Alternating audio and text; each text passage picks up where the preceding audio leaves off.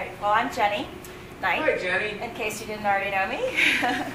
And I'm going to tell you today about a project that is underway to develop a capstone level assessment tool for our department and hopefully for other people as well that intends to measure not introductory level concepts, but higher level concepts that people will hopefully have learned upon the completion of a major in MCDB.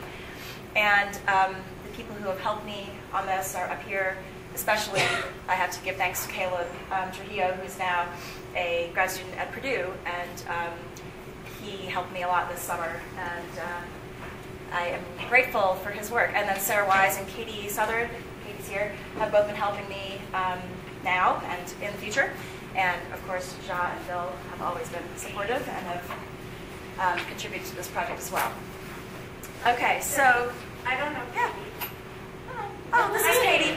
Sorry, everybody. This is Katie Southard. Hello. Katie just graduated from MCDB last year, and now she's working with me. Great. All right. Congratulations. Yeah. Oh, and she wants to go into STEM. She wants to go into science education research. So she's looking for graduate programs right now. Yeah. You haven't decided yet, right, Katie?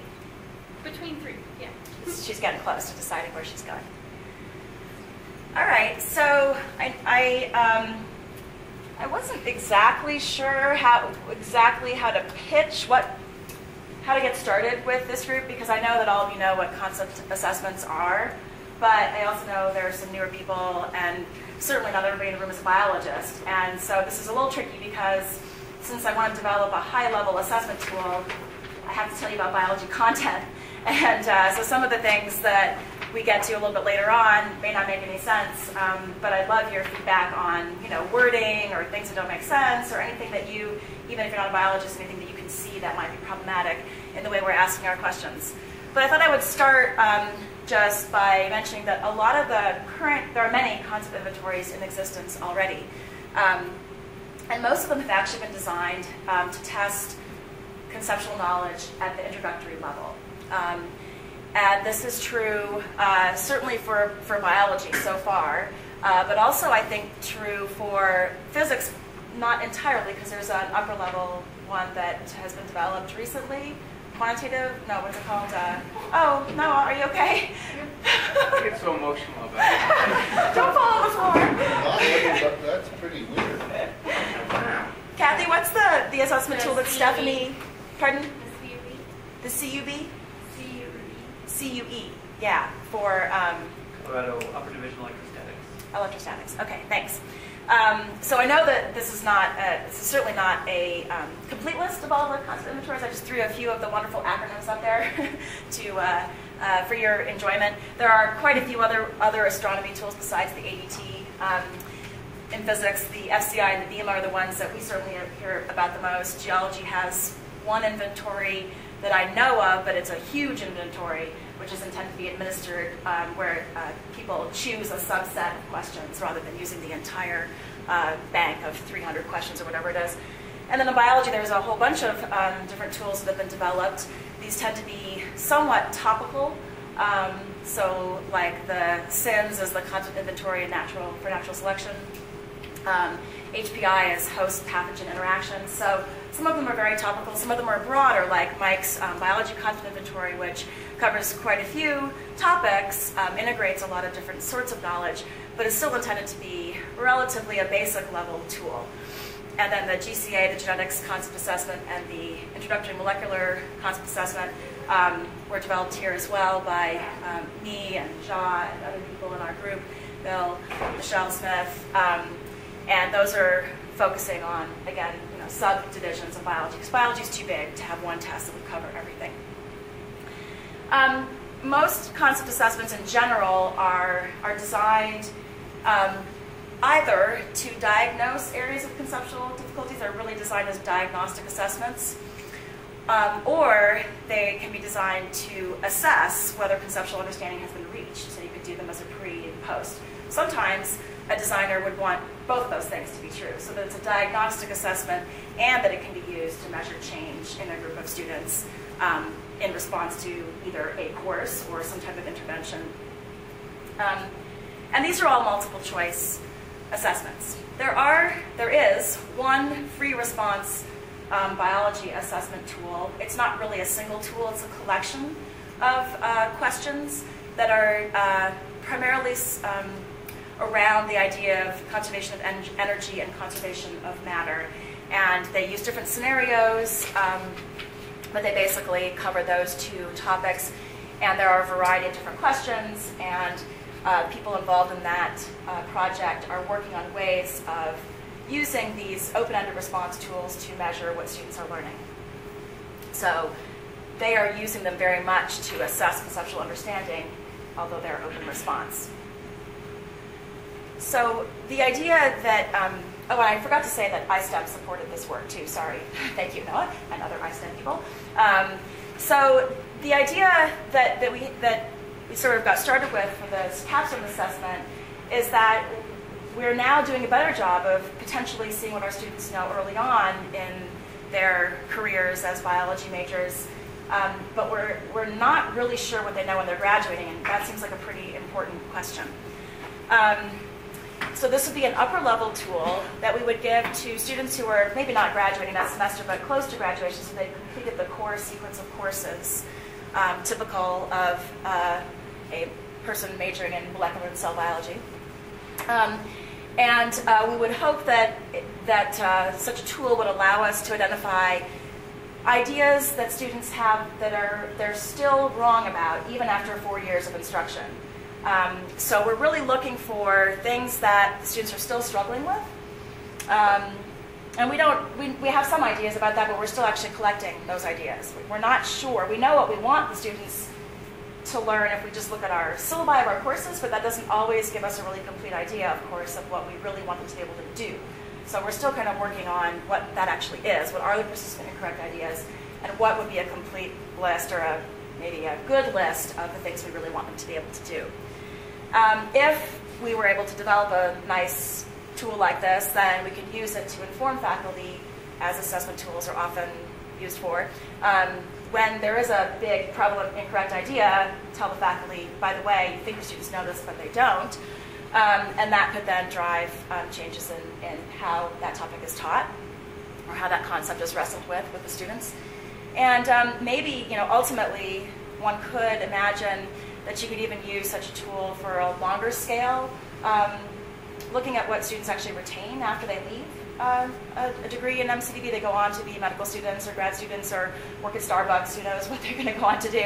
But could we actually ask them to come back and tell us what they still know a year later? It just might be interesting to see whether there's any retention of these concepts after they leave. So, Jenny, yeah, you please. skipped number 4. Yeah. What's the intended timeline for pre-post? Are you talking when they come in as freshmen?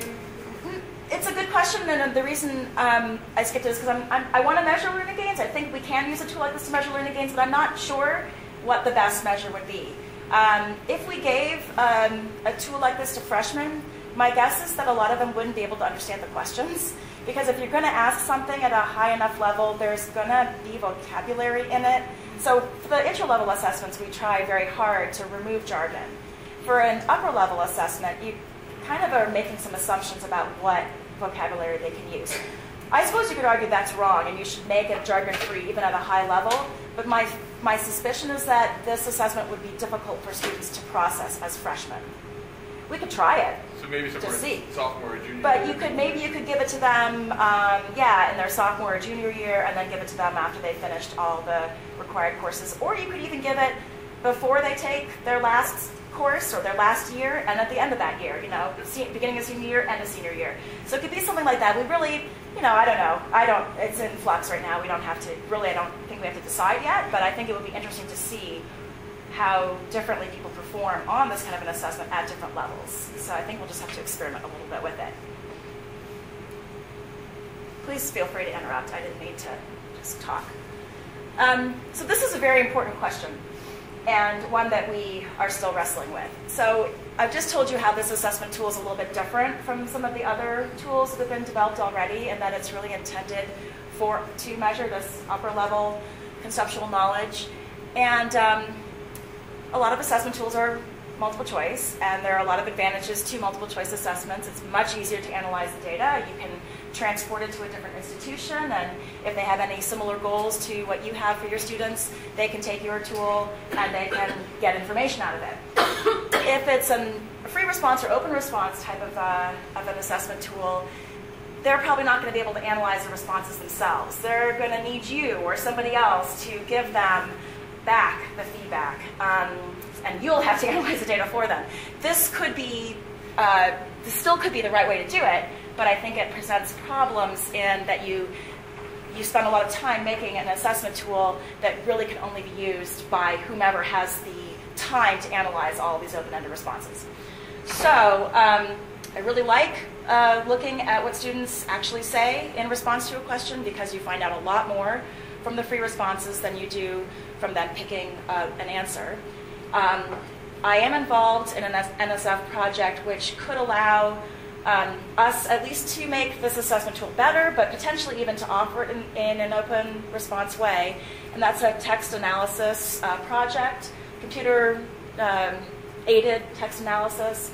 I'm collaborating with a group at MSU that includes Julie LeBarkin from geology, as well as biologists and computer programmers, and then also with Ross Neem from OSU, and he's done a lot of work already on text analysis, using computers basically to do the work for you, which is to say they can't really interpret anything, but they can tally things for you. And you can use them to find ideas within thousands of student responses that you can then use to characterize what students in general think. Or you can start off, like Ross has done, with some, because he's looked at student understanding of evolution with a program called SIDE, a computer program called SIDE. And with that, what he's done is he's from the literature and from expert knowledge, put together the kinds of things that an expert would say about evolution, and then use those kinds of wording to see if students ever give those kinds of wording. So it's kind of going backwards, starting with expert responses, then seeing what students say. And you can categorize large numbers of student responses that way and see students generally have this response and that response, but they never have these two responses together. They have these two ideas together, so you can do a lot with it. I'm just learning about it. I'm not very computer savvy, really. So far, it's a little bit intimidating to me, but once I think I figure out how to use the program, it's quite clear that you could categorize quickly large numbers of responses. And I think Mike knows and can talk about Ed's tool, which is a similar type of way of categorizing lots of responses. A little bit different. It doesn't do anything automatically. It doesn't do anything automatically. And what this doesn't really do things automatically either, except that it can tell you how many times this kind of a phrase appears. So it is doing things for you, but it's still using your brain to feed it information. This isn't like Spanish.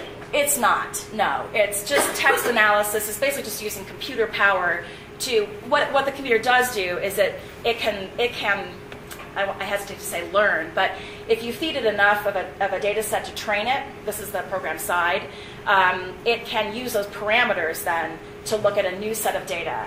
So it could potentially allow one to look at large numbers of responses and get some interesting information out of it a lot quicker than you could do by hand. So I hope to use that format to get more information. Yeah. So will that just be mostly for looking at generalities across the population, or is it intended to be useful for determining specifically what one student or another is thinking?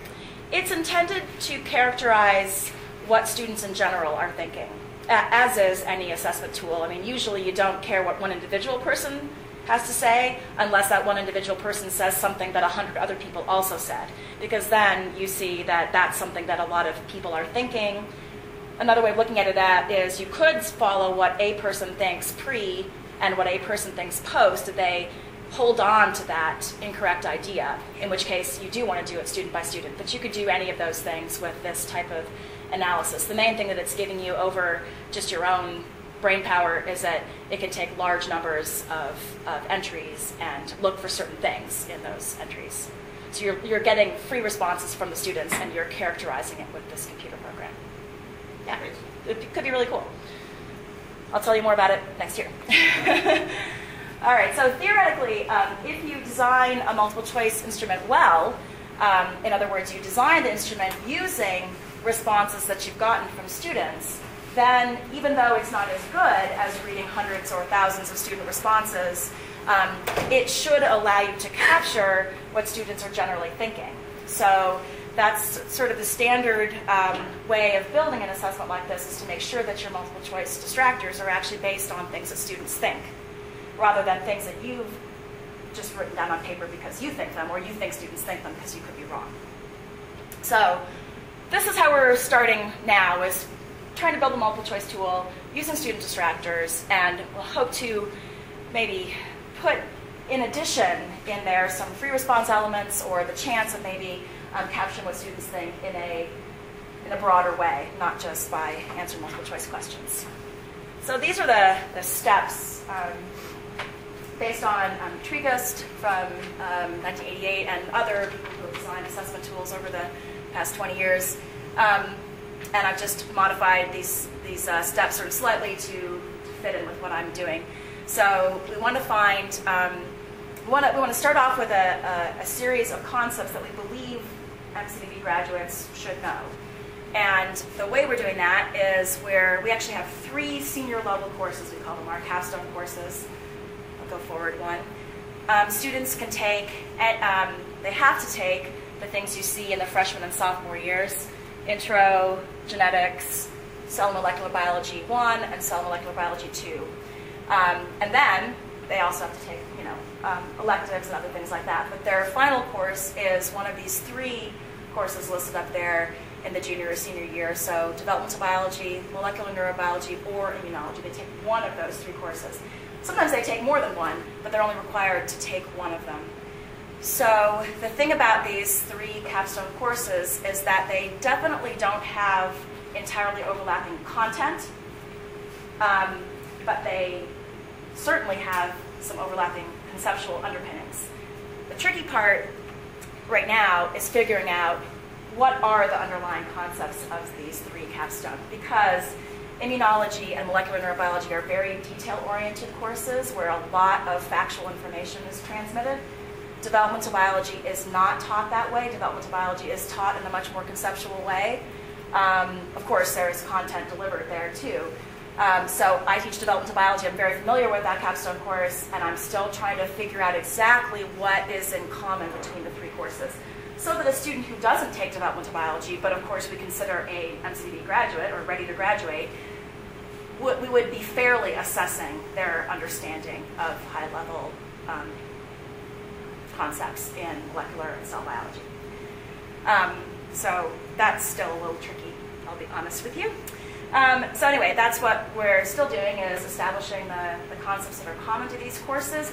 Essentially, it's not just that they're common to these courses, it's that every MCDB graduate should know them by the time they complete the major. The capstone might be the place where it all comes together, which is why I'm saying that they're the goals that are in common between the capstone courses. Then after we've established these goals, we have some already, but they may not be finished yet. Collect free response answers to open-ended questions. These can be, they have been both interviews, direct interviews, person-to-person interviews that Caleb primarily did, as well as open response questions on a pretest or online, a number of different ways of collecting student ideas.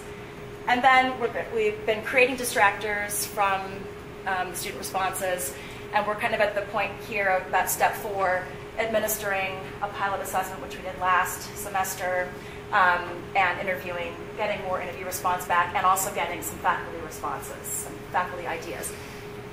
We didn't start off without faculty input, but we need more now that we've kind of got some ideas of what students are struggling with. Any other questions before I go on?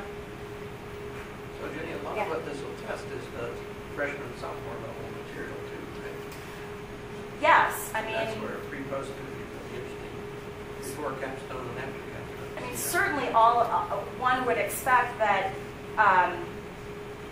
questions on such an assessment would utilize knowledge that students learned earlier in their major.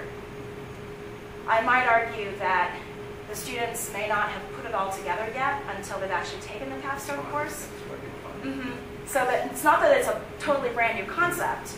It's just that they aren't interpreting it as in a sophisticated way until they're seniors, or maybe not even then. But yeah, certainly one would imagine that this assessment would include some concepts that were taught way back at the very beginning. So here are the really general goals that I arrived at, or that we arrived at, I should say, after talking with, interviewing 9 faculty members and talking to people informally and looking at the learning goals that already exist. You might notice that these are not content-specific learning goals. These are the general kind of goals that you would hope that a graduating biology major would be able to do. And I mean, you could almost stick, some other discipline in there for MCDB. It's not specific for biology. They're skills, like especially interpreting and drawing conclusions from graphical and pictorial data. That's probably important for lots of different science majors. And I think it's really important that students be able to convey these concepts to others. They may not want to, or have a friend they can convey it at the level they've learned it, but I think conveying science is part of being a scientist. And so I personally think that number 5 is very important. Now, it would be difficult to specifically design a question to test one of these really broad goals because they're so broad. But these, I think, capture, and when I showed them to the 9 faculty members that we talked to, these capture kind of what everybody thinks. Yeah, if they've graduated from MCDB, they better be able to do these things, and hopefully more, but at least these things. So this seems to capture what the faculty want as well. And then there are a whole bunch of content learning goals, which only the biologists would really understand. But I'm going to show you a few of them anyway. We discovered as we were writing goals and kind of sifting things out of the 3 different Capstone courses that there were 3 sub-areas that our goals fell into. And again, this is not to say that this covers all of molecular and cell biology by any stretch of the imagination, but these were the things that came up repeatedly that we thought were really common to many of the courses that students were taking. So genetics and gene expression, the roles of signaling and cytoplasmic determinants. Cytoplasmic determinants are just the proteins and RNAs that are in the cytoplasm, but not necessarily coming into a cell from outside. And then evolution. Now, the interesting thing about evolution is that we actually do a really crummy job of teaching evolution in our department. It's not really well integrated into any of our courses. It's not that it's not taught at all, but that it's not really emphasized. However, every single person, every single faculty member I talked to said they thought integrating evolution was critical. So it was kind of funny because not all those people I interviewed actually teach, undergraduates on a regular basis. Some of them teach them only infrequently or teach primarily grad students. But everybody thought evolution and integrating evolution was really important, and yet we actually don't really emphasize it. So I'm still struggling with that last category because since we don't teach it or emphasize it really directly, I don't know exactly what we should be asking. We have a couple questions, but it's something we're going to have to keep revisiting and asking faculty for input on. I'm just going to give you a couple of examples of the goals that we've written so far. Maybe just to show you kind of how they're worded. Again, this is only going to make sense to the biologists, or I guess if you have a little bit of biology background, it might make sense to you. So one of the things we've noticed is that students have a hard time, they know what mutations are, but they often have a hard time connecting the effects of a mutation on the actual phenotype of an organism. So they can't make predictions very well about phenotype, and they often also can't imagine what the consequences, even not on phenotype, but like on the protein product from a mutation in the DNA. These are pretty basic concepts, but people still struggle with them even at the high levels. So that's one. Don't people even working in molecular biology struggle with them because it's not predictable? Right. I mean, there's certainly many areas that one could say are still open to interpretation on some of these concepts. We're obviously trying to ask questions that there are known answers to. Well, I'm just saying, when you go to a standard molecular biology, I mean, there's plenty of times when people are pretty sure they know what a certain amino acid is doing and they mutate it, but it doesn't do anything. Mm-hmm. Yeah. So it's tricky to, putting it that way makes it seem like there is a unique answer to it. Right? I see your point. Yeah. I mean, there are a number of mouse knockouts of genes that are highly conserved and they don't have an obvious phenotype. Sure. But I guess you're absolutely right. That's a good point. I guess we're thinking if we know, for example, if you make a mutation in let's say there's a known mutation and you know what the outcome is, you could ask a student, if you know something about the structure of this gene and you know something about this protein and you make a mutation right here, what would you predict the consequences would be? So certainly you could imagine examples where you couldn't make the prediction or your prediction would be wrong, but it's utilizing the information to make to go somewhere with it. If you have to give them, if you say, I'm going to make a mutation in the ATP binding pocket of this kinase, what do you expect the phenotype to be? It becomes a trivial exercise. You have to remember what a kinase does, and then you know what it does, right? Because you just told me what it did.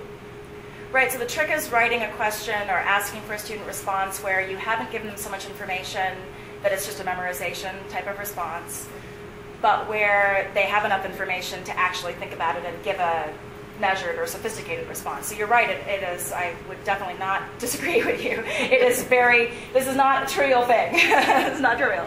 And certainly for the wordings of the learning goals, these are the kinds of things that you tweak a lot in the process of creating an assessment tool, where you want your questions to fall into categories under certain kinds of goals. You want to make sure your goals are communicating something to the people who are reading them. I'm not saying these are perfect. These are just where we are right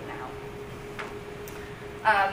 Another example for signaling, predict ways in which the binding of an extracellular ligand, that's something that comes from the outside of the cell surface, can actually affect expression of a gene in the nucleus. And what the outcome might be. Again, open to interpretation, things where you maybe couldn't predict that, but other examples where maybe you could ask a student to make some predictions. And then an example for evolution, defend the view that evolution proceeds as a result of random mutations. This one turns out that students really hold on pretty tightly to the idea that basically things drive evolution, and that randomness, even though if they see the word random, they leap on it because they've heard that before, but they have trouble with the idea that something random can actually cause something good to happen. Quote, good, right? So again, the evolution area, we know that students have that problem. They've had it since they're freshmen. They still have it when they're seniors. But we're still struggling with that topic area. Maybe Mike can help with that, because I know he's thought about that. Dying of old age. You need electrodes to fix that. You just zap the students? All right, so now I'll show you some stuff, some results.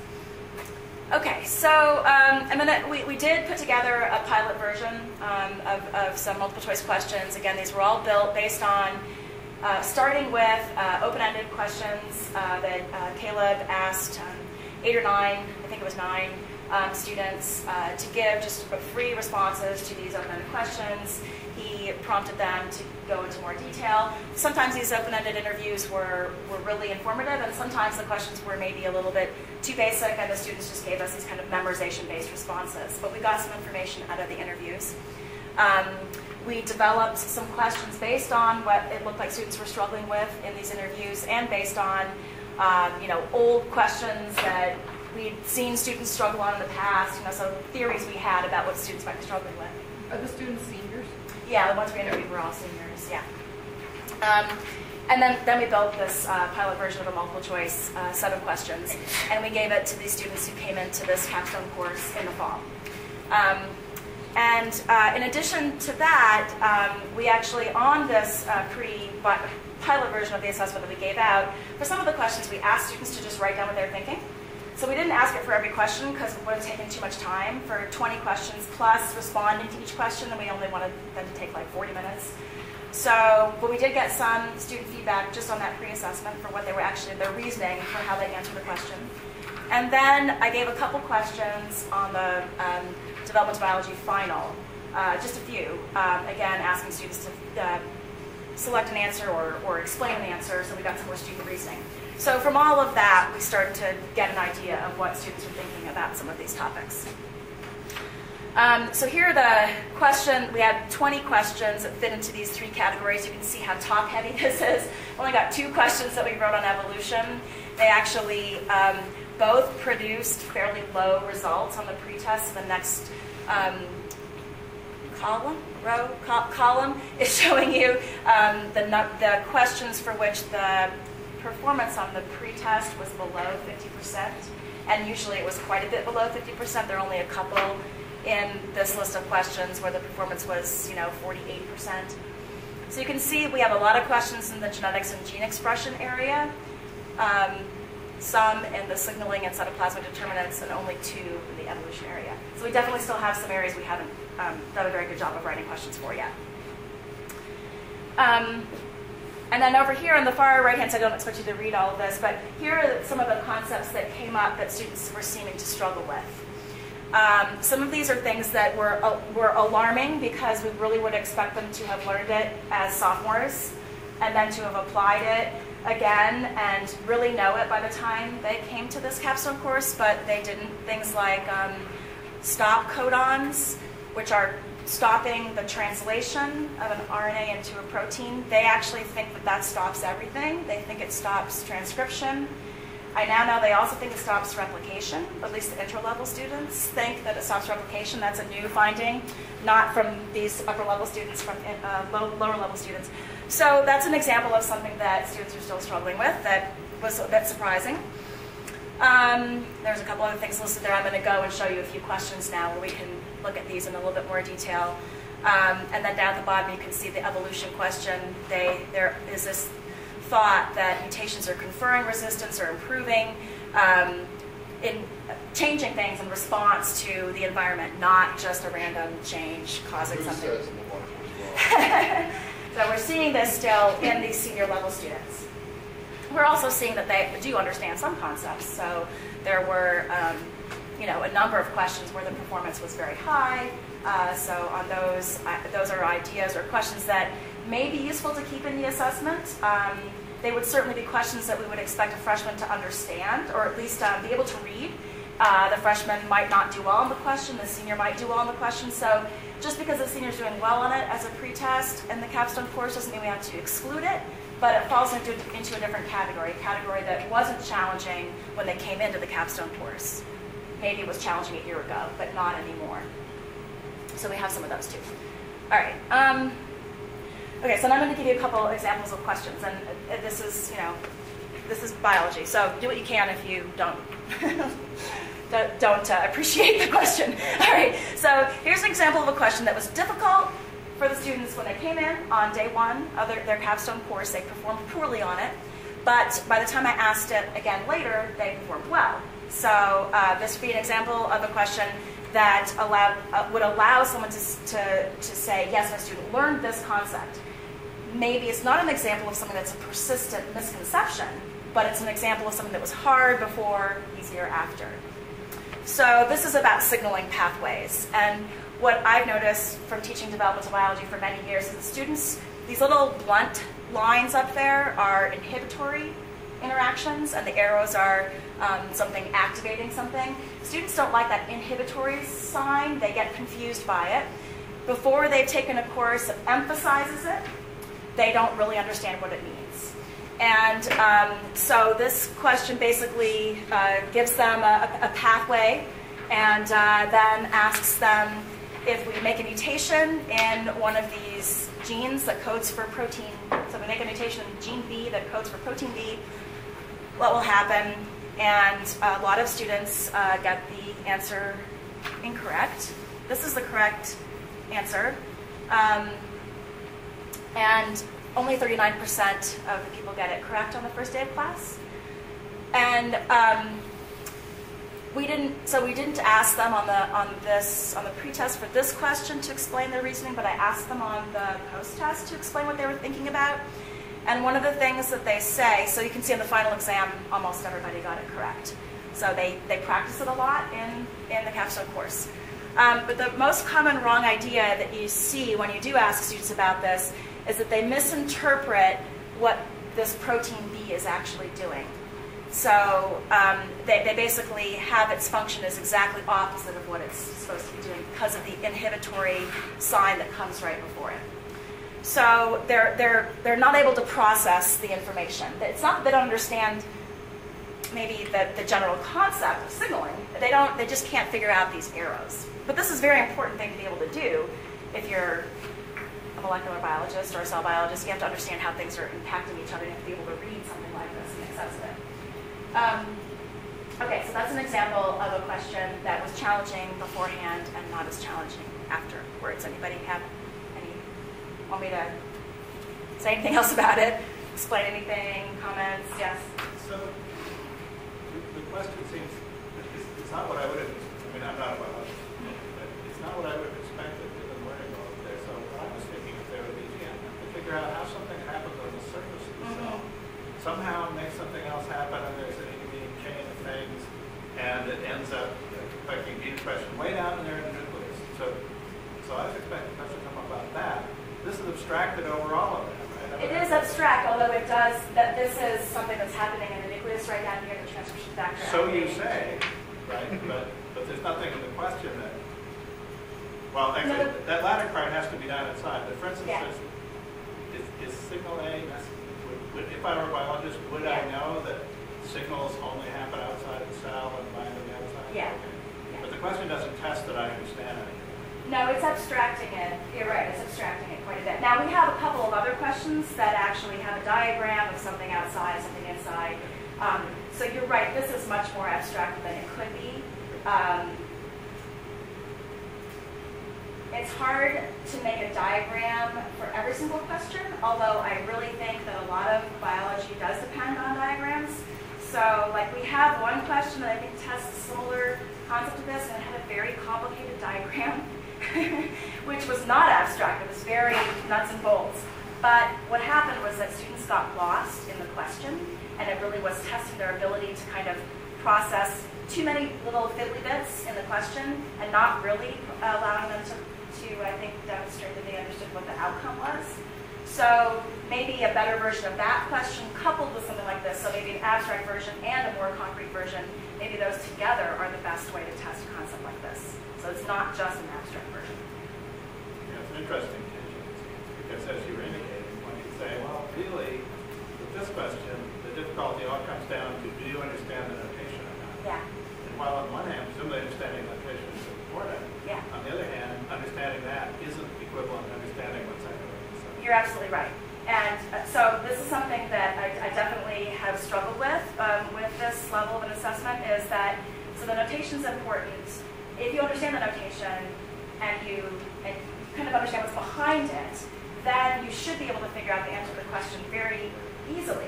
If you're not familiar with the notation, not familiar with the concepts behind the notation, and so what we're trying to do is build up those concepts so that you have a question that tests a bunch of other things. But you're right, at some level, if you know all those things, then does that mean you have a conceptual understanding? I don't know. That's a really hard question. It actually seems to be at some level, that question you were just talking about that had the whole complex diagram, it seems to be at some level that's going to be one of a really important question, because in the real world, it really is all of those little bits. Right. You know, being able to follow all of that. Yeah. I was going to share that one with you guys, but like I said, it's a very complex diagram, and from our interviews on that question, I got the feeling that it was unnecessarily complex. Like maybe people were getting stuck at the wrong place in that question. So I think we need to go somewhere to make a question that does show some of the fiddly bits, but doesn't allow people to get so lost in there that they can't proceed. Okay, let me show you another example, and you can tear it apart too.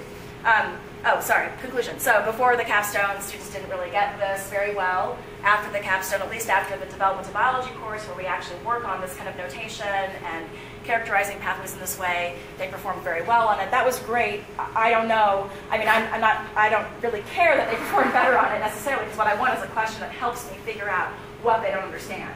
So it's nice that they did better on it at the end of Devo, but I don't know whether we need need to be a little bit more, we need to have several questions on this topic so we can really figure out where their pitfalls are. Okay, so here's another one that was challenging beginning and after. So this question addresses at least two learning goals from our list of learning goals. It's basically about understanding the different parts of a gene and knowing what they do, and so being able to look at a diagram and then being able to relate that to a function. So here's like a typical diagram of a gene. Exons, which are the parts that are ultimately read into protein. Then there's a regulatory region, which is very important for when and where a particular transcript gets made. So there's all this information in there that they should have learned back really in intro, right, Nancy? They see some of these regulatory regions, different introns, exons, then they see it again. I mean, they see it they've seen it 3 or 4 times by the time they get to the Capstone course. But how they've seen it or how they've interacted with it is not clear. So we don't know how much they really can get from a diagram like this. So Caleb started off by just showing people a diagram and asking them to label it. So showing them a diagram like this, asking them to label it, or saying, well, what do these regions stand for? What do they do? Got some ideas out of those interactions with students that they knew what a regulatory region was, but they didn't necessarily connect it to what it does ultimately. And, you know, they had these. What does it mean to know what it does? Well, they had this nebulous. They were able to define it, but they weren't able to go very much farther than a definition of you know, a simple definition of some of these regions. So we thought, okay, it's possible that there's some ideas in here that we could see whether students are actually really struggling with this, you know, diagram of a gene and the function, the regulation of gene products and things like that. So here's the question that we arrived at. The first time we asked it, this is what it looked like. So the diagram represents a gene that we call FIT. It's usually only present in muscle cells. You've isolated the mutant allele of this gene, and the protein encoded by the mutant allele activates expression in muscle cells of a gene that's normally expressed only in skin. All right, so basically the idea is that the protein product from the mutant is activating expression of a different gene. That's what this gene does, is that once it's made into a protein, it activates transcription and therefore translation of another gene. And the mutation changes changes the protein. So then we asked the students to pick, is it a regulatory region, Tata box, which is basically part of the regulatory region, but is where the RNA polymerase actually binds to start transcription. One of the exons, transcription termination site. These are all things that people said in interviews that they thought were involved. And the correct answer is that the mutation should be in an exon, because what you're doing is changing the actual function of the protein. So you're changing what the protein can bind to. That's the idea. But a lot of people chose regulatory region and the Tata box. So we thought that was interesting, and we wanted to know more about what they were thinking, because this is just a multiple choice question on the pretest. And so we asked it a little bit differently on the exam. So we showed the same diagram, and this time we just asked them to explain. The wording is slightly different, but we asked them to explain where the mutation should be. And we got these kinds of responses. So this is what I would say would be a correct answer. The mutation is most likely in part of the gene which encodes the DNA binding region of the protein. So the protein has to bind to the DNA, so it has to have a specific sequence, structure to be able to bind. So now if you have a mutation in the exon, that could change the way that protein binds. I thought that was a good example of a correct idea. Some people also said, well, if you change the way the protein is processed, essentially, then you would, of course, change the structure of the protein. So they mentioned splicing, which is something that happens where you can, for example, leave out one of the exons and just have the protein be comprised of the sequences of exon 1 and exon 3. So that was one. About 50% of the people said that. And then the remaining answers that made sense, basically. So there were some answers that just really didn't answer the question at all. so I didn't know what to make of them. But the remaining answers focused on the regulatory region, and they said things like, the mutation is likely located in the regulatory region. This causes the gene to be active in a tissue that it is normally not seen in. Or they said the mutation is likely in the promoter regulatory region of the gene, altering which specific tissues it will act on. Now, there are correct elements in these statements. So basically what the students are saying is, we know the regulatory region of a gene affects the expression of that gene. But what they're making then another assumption on top of that, that any transcription factor, any protein, should be able to bind to any regulatory region. All that matters is where that protein, which cell type that protein ends up being in. So they're making this leap that doesn't really necessarily make sense. So that they have a correct idea, they understand the idea of regulatory region, but they aren't putting it all together.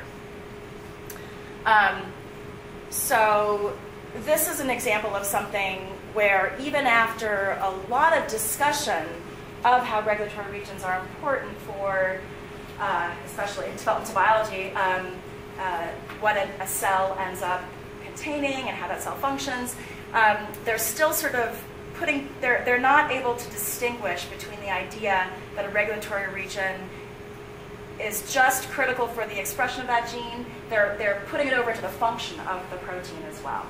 One could argue that there are instances in which that would be true, but they're making an assumption that I wouldn't have expected them to make. So it was interesting because it brought out something that I wasn't thinking about before I asked them this question. I'm not saying this is the perfect question, but it brought out some ideas that now I want to play with. Mike.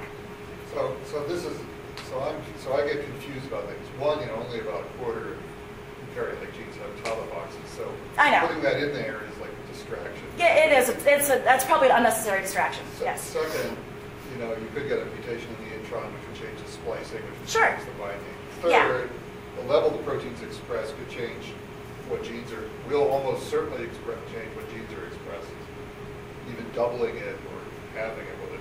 But what I'm more curious, we don't teach them basically something like the rules, Muller's rules, right? So the idea that there are only 5 kinds of mutations, and this one would be, of some generic class. I'm wondering whether you're getting yourself too much into sort of molecular trivia where it's always ambiguous, right? Yeah. Versus, if we actually taught Muller's classification for mutations, then you could say, well, what kind of mutation would you expect this to be? Well, Which would be a little bit less. Isn't that then kind of memorization based though? Because then isn't it like I've memorized what that classification is? So if I say it's a if I were to say it's a hypomorph, it has the same but more function of the wild type protein, you might not expect it to turn on a gene that's normally not expressed in that tissue. Whereas if it were a neomorph, it might. So, I take your point. The problem is you sort of have to supply so much detail to narrow the possibilities. Right. From a point of view of an experimental sort of molecular biologist, you would not know where that mutation was. You might suspect you could make lots of different arguments about where it could be, and that's where. So with a question like this, so this might be an example of a question or an idea which is best explored through open response. Or which is the most plausible and why? Right, because what the problem is, as you're pointing out, is when we asked it like this, where we have these, you had to pick one of these, then they were restricted in their thought processing, whereas here, they were not. They just could say anything. And interestingly, they did actually say some of the things that we had supplied in the multiple choice responses, but we didn't know what they were thinking until we asked it this way. So the other thing I'm really interested in is I'm assuming that they wrote more than this. Oh, yeah. It wasn't. They weren't supposed to write a lot of things, but. But I'm very concerned about this idea that when somebody writes some statement and they say one right thing, that you ignore all the things they say that are wrong Right. which actually reflect how deeply confused they are. Oh, I totally agree with you, which is why I like this, the idea of this lexical text analysis software, because what that will enable you to do is characterize a number of times they say the right thing, but also say 2 or 3 wrong things. You know, because that's very important. In other words, you start to see like a cross-section or a Venn diagram of the correct and incorrect ideas mixed together, But you wouldn't, which you can only get from an open response. but You you can't get that wouldn't from be multiple happy choice. that they're confused, that they just have managed to randomly reach out into their cerebral Right. cortex And pull out whatever something. phrase that they can remember, right? Yeah, no, I totally That's agree. not real understanding. Real I understanding totally agree. is, it's this, that's it. Yeah. These are really fascinating questions. It seems like it can be argued that there's, you had a notational issue in the earlier example. Here you could argue that there's a language issue, especially if you imagine that people differ in how closely they read things, right? Yes. So if I'm following what's going on here, in some sense, to get the answer you want, all you would have to notice is that it says mutant protein, right? Well, Because that says that whatever the effect of what's being talked about here, it produces mutant protein. And if you read that the way you mean it, that's the whole story, right? I see what you're saying, yeah. Because a mutation in the regulatory region wouldn't change the shape of the protein. It would only change, Whether you change got the... it or not. Yes. That's right. Yes. But as Beth's response is indicating, it's not so clear what one should think mutant protein means, right? Because of the sloppy way Yes, English you're writes, right. right? That's my Mutant point, I protein think, can that mean it could be a different... just whatever it is that happens here in Yeah. the presence of this mutation. Yeah. Whereas you need to read it as it's the protein that's different. So what I found interesting is that 50% of the people did read it exactly like that. They did read it that way. They all said it's got to change. We must change the exon because we have to change the actual region that binds to the DNA. Therefore, the protein must be a different shape, that was all great. Like they read it the way I thought they would read it, but some people probably didn't, right? Actually, I think you're reading in more to the story than is really needed. Okay. To understand it, right? I don't have to understand anything about what happens on the other end, how things do or don't bind to regulatory regions of muscles or anything else. I just have to recognize there's a different protein being produced. That's what I'm being told. Yeah. So I don't have to care what that different protein does or doesn't do. It's just different. Okay. So what you're saying is that the other information there is essentially extraneous. And so you'd have to be able to recognize that information is extraneous. Or be able to go through all the reasoning you went through, which might give you another route. Right. So, I don't know, would you guys agree that being able to filter out extraneous information is actually a skill that you want people to have? Yes. We certainly do it, man. I know that if you look at enough student responses, you know how they like to brain dump, right? So they tell you a bunch of wrong things. They might, like I was just saying, they tell you one right thing and then a bunch of wrong things. So it's as if they don't know how to filter what they know or what's important to bring to They don't bear. know what's right. And they don't know what's right sometimes, but they're not impressive. thinking about, okay, what information do I need to bring to bear to solve the question?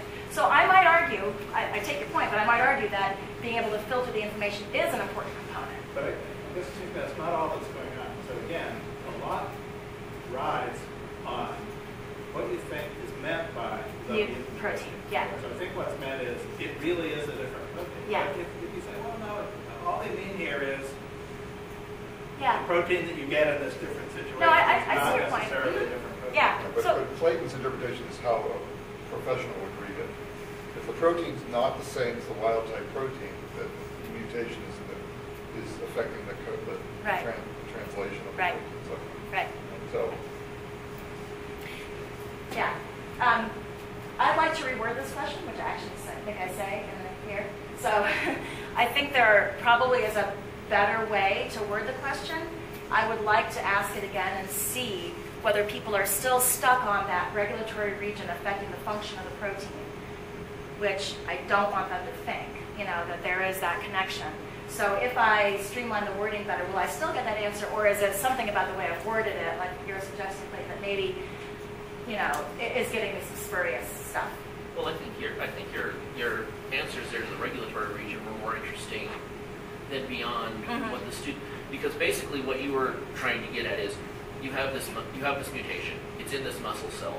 In this muscle cell, you now have this protein expressed, and you're now getting this gene that's normally only expressed in skin. Right. Whereas your regulatory things are going, they were making comments about, well, you're now expressing something in the skin. You're not, Yeah. So they're even stepping completely outside of the tissue that They are. they're supposed to They're be saying it's going to be in some functioning. other cell type. As soon as they see regulatory, that's all they think about. But they're somehow putting that together with the function of the protein, They're looking at this fact that you're saying, so you're now getting this gene that's normally only expressed in skin, expressed somewhere else, and they're correlating to that mean that you're now talking about skin Yes. cells rather than the fact that you're actually still talking about muscle cells. Right. Which I think is a pretty serious problem in the students' Yeah, I mean, it's analysis of what's it's going really on. interesting. I mean, if you read the 30% of the students who wrote that, they all said something right and then a bunch of wrong things. So again, I think that we're getting to the point where we're seeing things here. We're seeing evidence of problems that are persisting all the way to senior year, and the real issue now is how can we best characterize those problems. And definitely still working on it. And wording is so important, is so critical for making sure you're capturing what the student's actually thinking, as opposed to just tricking them in some way. But Yeah. you might have mentioned this, and I missed it, but you said that you kind of pigeonholed the students into getting a certain response the first time you asked it pretest. Yeah.